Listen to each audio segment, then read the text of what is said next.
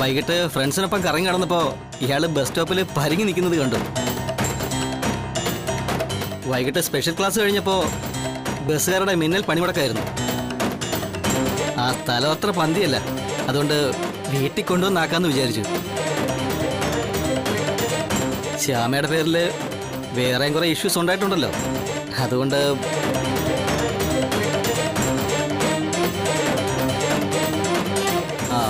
എൻ്റെ friends wait ചെയ്യുന്നുണ്ട്. എന്നാ ഞാൻ പോയിക്കോട്ടെ? ശരി.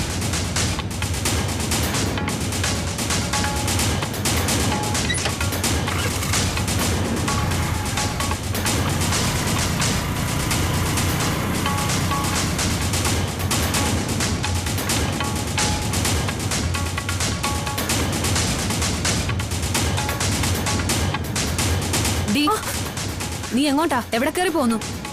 നിനക്ക് എന്തിനാ സ്പെഷ്യൽ ക്ലാസ് ഉണ്ടെന്നാ പറഞ്ഞേ? Physics chapter 9 applications of elastic behaviour of materials. എന്തേ വല്യച്ചിക്ക് പിടിപാടുള്ള സംഗതിയാണോ?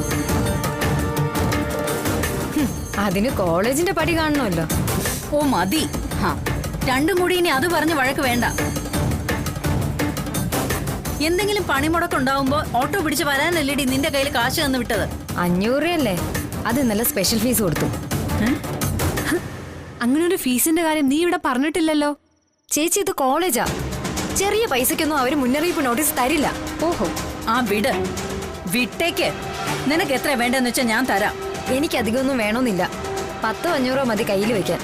ആ ശരി.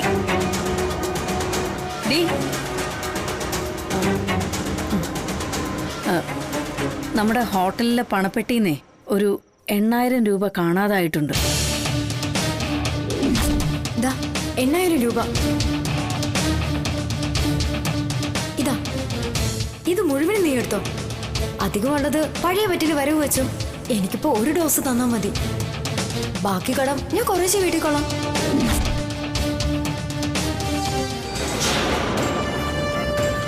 അതേപ്പറ്റി നിനക്കെന്തെങ്കിലും രൂപമുണ്ടോ? ഞാൻ പണം മോഷ്ടിച്ചു എന്നാണ് അമ്മ പറയുന്നത്. അയ്യോ, അങ്ങനെ ഞാൻ പറഞ്ഞില്ല മോളെ.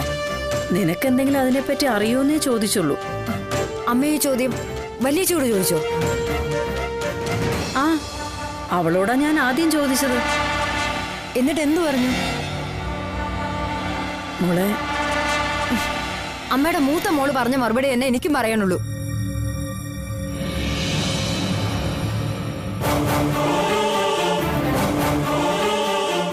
മോഷ്ടാവിനെ കയ്യോടെ പിടിക്കണമെങ്കിൽ ഞാൻ കാണിച്ചു തരാം. പക്ഷേ അമ്മ ഒരു ചുക്കും ചെയ്യില്ല. ദേ നിൽക്കുന്നു.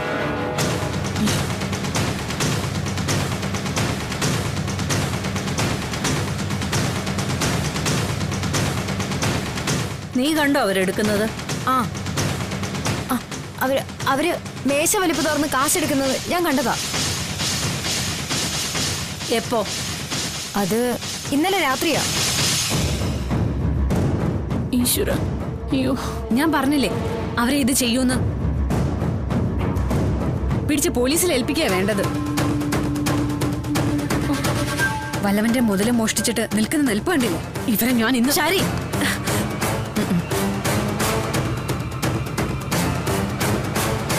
ഇതാ ഞാൻ പറഞ്ഞത്, പറഞ്ഞിട്ടൊരു പ്രയോജനം ഇല്ലെന്ന്.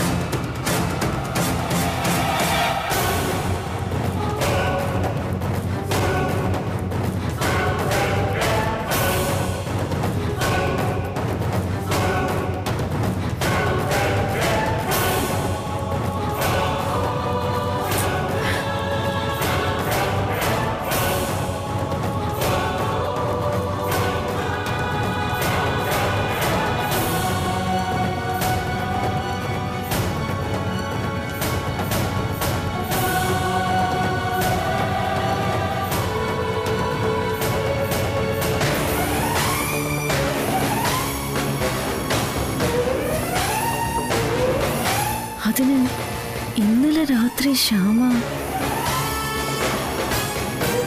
ഇന്ന് നേരം പുലരും മുമ്പേ അവള് പോവുകയും ചെയ്തു. അയ്യോ ദേവി, എന്റെ സംശയമൊന്നും സത്യമാവരുതേ.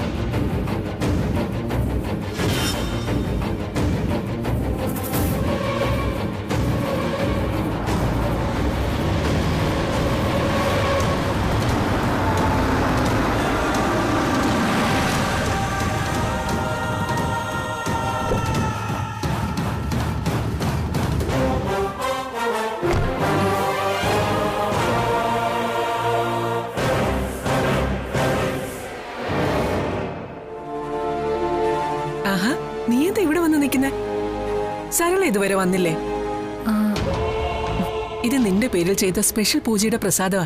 നിന്റെ മംഗല്യം തടസ്സമില്ലാതെ നടക്കാൻ.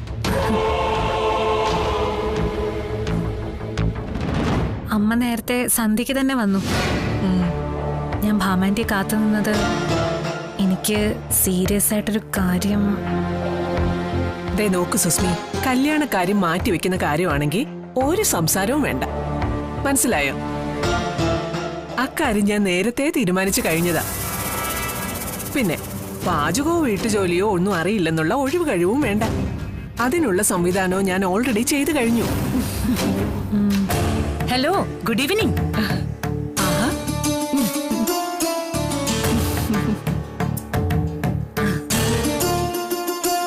നേരത്തെ പറഞ്ഞിരുന്നെങ്കിൽ അമ്പലത്തിലേക്ക് ഞാനും കൂടി വരുമായിരുന്നല്ലോ. അത് കഴിഞ്ഞില്ലേ? ഇനിയിപ്പോ നാളെ വേണമെങ്കിൽ വീണ്ടും പോയേക്കാം. വാ, അകത്തേക്ക് വാ. അല്ല ഭാമേ, ഇവളിപ്പോ ഉന്നയിക്കുന്ന ഈ ആവശ്യത്തില് അല്പം ന്യായം ഉണ്ടെന്ന് എനിക്ക് തോന്നി. നാളത്തെ ബർത്ത്ഡേ പാർട്ടിയിൽ ഇവളുടെ വുഡ്ബിയുടെ പേര് അനൗൺസ് ചെയ്യല്ലേ നീ? അതാരാണെന്ന് അറിഞ്ഞാ കൊള്ളാവുന്നുണ്ട് ഇവൾക്ക്. എന്താ ഇവൾക്ക് ചേരാത്ത ഒരാളെ ഞാൻ സെലക്ട് ചെയ്യുമെന്ന് സരളയ്ക്ക് തോന്നുന്നുണ്ടോ? ഏയ് അതല്ല, എന്നാലും ഇവൾക്ക് ഒരു ആകാംക്ഷ ഉണ്ടാവുമല്ലോ. എന്നാ ആകാംക്ഷയൊന്നും വേണ്ടെന്ന് പറഞ്ഞേക്ക് ഇവളോട്. സുസ്മിതയ്ക്ക് ഏറ്റവും യോഗ്യനായ വരനെ തന്നെയാ ഞാൻ കണ്ടെത്തിയിരിക്കുന്നത്. അല്ല അമ്മേ, ചോദിക്ക്. ഭാമേ, അവളോട് പറയണ്ട, എന്നോട് പറയാരാന്ന്. ഞാൻ ആരോടും പറയില്ല.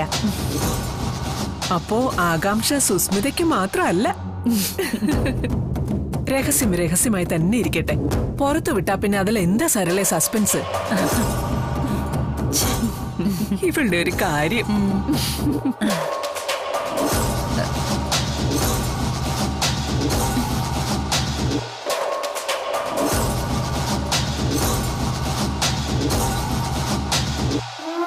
അവരെന്തെങ്കിലും പറഞ്ഞോ?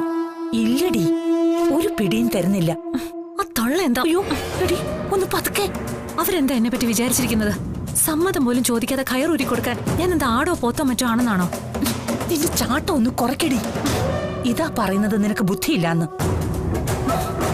നേരത്തെ ഇവിടുത്തെ വിഷ്ണുവായിട്ട് കല്യാണം ആലോചിച്ച് വന്നതേ അവന്റെ ബുദ്ധിയും സൗന്ദര്യവും കഴിവും ഒക്കെ കണ്ടിട്ടാണെന്നാണോ നീ വിചാരിച്ചു വെച്ചിരിക്കുന്നത്? അവൻ ബ്ലേഡുകാരി സത്യഭാമയുടെ മകനായതുകൊണ്ട് മാത്രം, പണത്തിന് മാത്രമാ സരള വിലയിട്ടത്.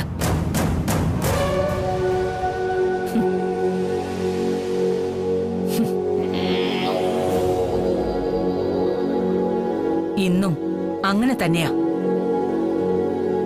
വിഷ്ണുവിനേക്കാൾ കേമനായ പയ്യനാണെന്ന സത്യഭാമയുടെ ഗ്യാരണ്ടി. ആപ്പയൂപ്പയൊന്നുമല്ല, കോടീശ്വരിയായ സത്യഭാമയാ ഉറപ്പ് തന്നിരിക്കുന്നത്. ആ ബലത്തിൽ അവരൊരു കുറ്റിച്ചൂലിനെ കാണിച്ചു തന്നാലും നിനക്ക് ധൈര്യമായിട്ട് കെട്ടാവടി. അല്ലാതെ എനിക്ക് ഭാമയോടുള്ള അടുപ്പവും വിശ്വാസവും തേങ്ങാക്കൊലയൊന്നും വെച്ചല്ല.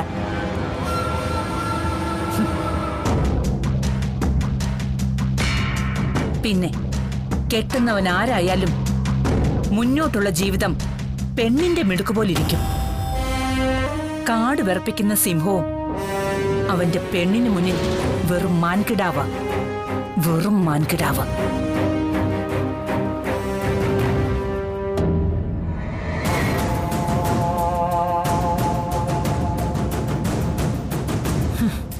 നോക്കിക്കോ, എന്റെ വിഷ്ണുവേട്ടന്റെ സ്ഥാനത്തേക്ക് വരാൻ പോകുന്നത് ആരാണെങ്കിലും ഈ കാൽ കീഴിലിട്ട് ചവിട്ടി ആരൊക്കെ ഞാനാണേ.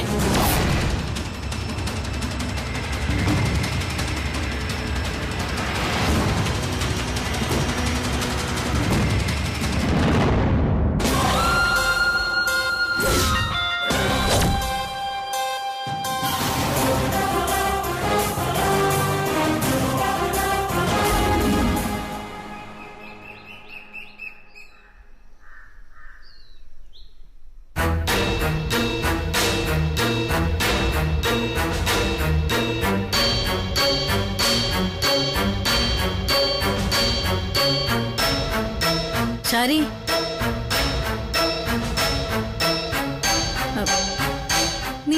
ഭാനുമതി അമ്മ ഇവിടെ എങ്ങാനും കണ്ടായിരുന്നോ?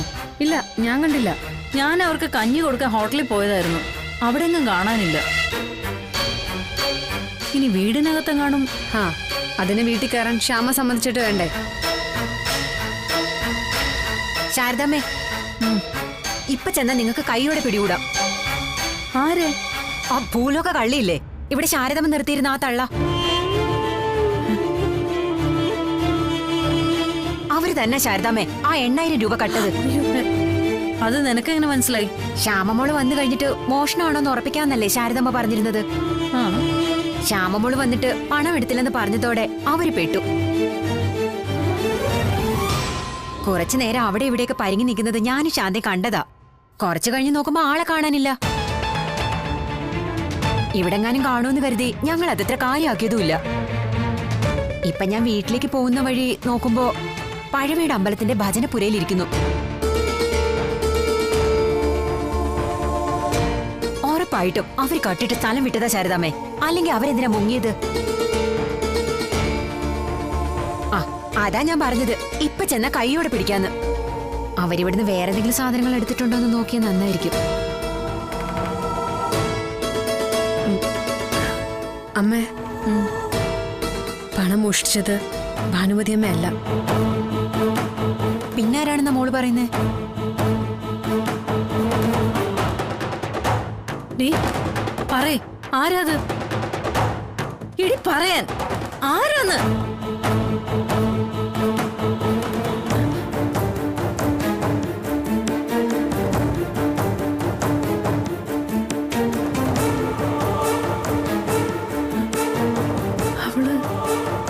അത് ശാരിമോള് നേരെ വാ നേരെ പോന്ന് ചിന്തിക്കുന്നത് കൊണ്ട് തോന്നുന്നതാ. ഒന്ന് കരഞ്ഞു കാണിച്ച മോളുടെ മനസ്സലിയും. ശാരദാമ്മ എന്റെ കൂടെ വാ, നമുക്ക് കൈയോടെ പിടിക്കാം. രാജി പോ. വാ ശാരദാമ്മേ. രാജിയോട് പോവാനല്ലേ പറഞ്ഞത്? പോ.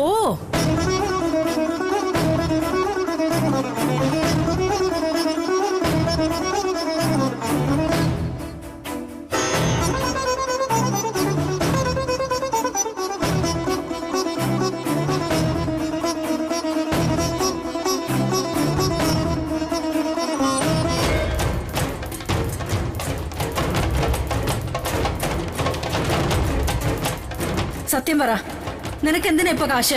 അമ്മ സംശയിച്ചത് തന്നെയാ. എനിക്ക് മരുന്ന് വാങ്ങണം. അയ്യോ മോളെ, എനിക്കതില്ലാതെ പറ്റില്ലമ്മേ. ഞാൻ ചത്തുപോകുമേ.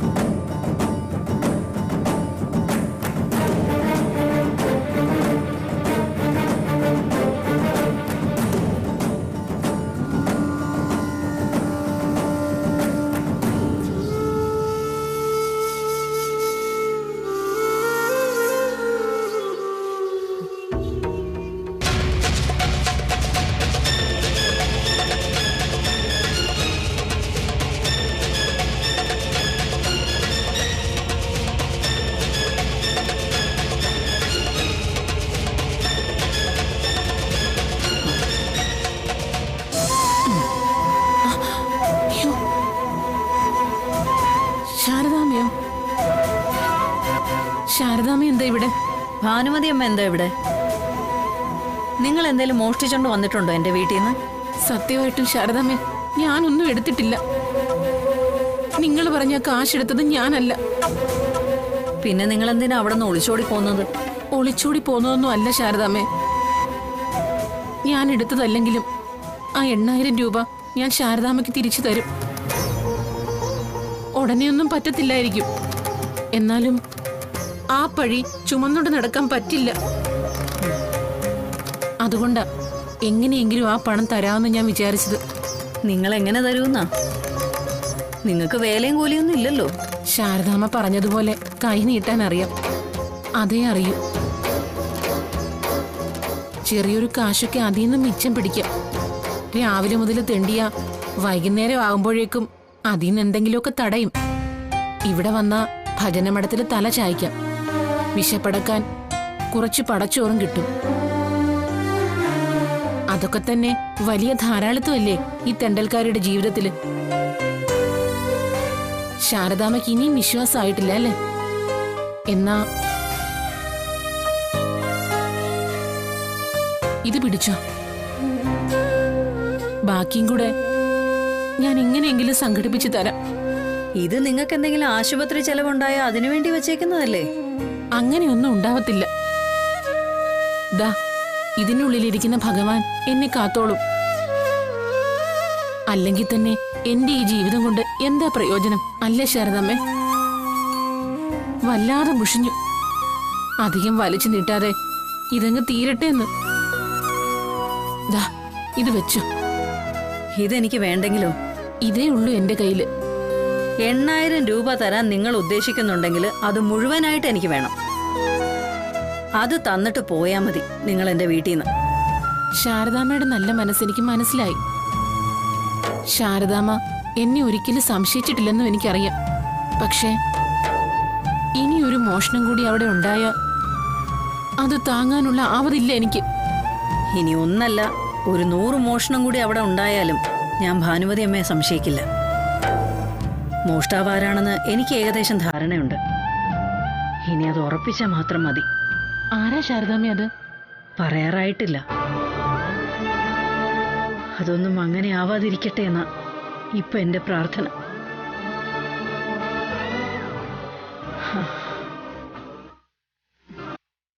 തൽക്കാലം ഭാനുമതി അമ്മ എന്റെ കൂടെ വാ. കുറ്റം ചെയ്യാത്തൊരാൾക്ക് ശിക്ഷ നൽകുന്നത് എനിക്കിഷ്ടല്ല. എന്നാലും ശാരദാമ്മ എഴുന്നേക്ക്. നിങ്ങളെ അവിടേക്ക് കൂട്ടിക്കൊണ്ടുപോയത് വേറെ ആരുമല്ല, ഞാനാ. പിന്നെ ഭാനുമതി അമ്മ ഇപ്പൊ അവിടേക്ക് വരുന്നത് എനിക്കൊരു സഹായം കൂടിയാ. ഭാനുമതി അമ്മ അവിടെ ഉണ്ടെങ്കിൽ ആ ധൈര്യത്തില് പഴയ മോഷ്ടാവ് രണ്ടാമതും അതിന് തുനിയും. അപ്പോഴേ എനിക്ക് അയാളെ കൈയോടെ പിടിക്കാനാവും. 8000 രൂപ നഷ്ടപ്പെട്ടതിലല്ല, ഇതെന്റെ ജീവിത പ്രശ്നമോ. ഭാനുമതി അമ്മ എന്നെ സഹായിക്കില്ലേ? അയ്യോ ശാരദാമ്മ, ശാരദാമ്മ എന്തായി പറയുന്നത്? തെണ്ടൽക്കാരുടെ മാനം ഓർത്തൊന്നും അല്ല ഞാൻ അവിടുന്ന് ഇറങ്ങിപ്പോന്നത്. എന്റെ പേരിൽ ശാരദാമ്മ പഴി കേൾക്കുന്നത് കണ്ടു കണ്ട് മടുത്തിട്ട. ശാരദാമ്മയ്ക്കൊരു പ്രശ്നം വന്നാ അതിനുവേണ്ടി ജീവൻ കൊടുക്കും ഈ ഭാനുമതി.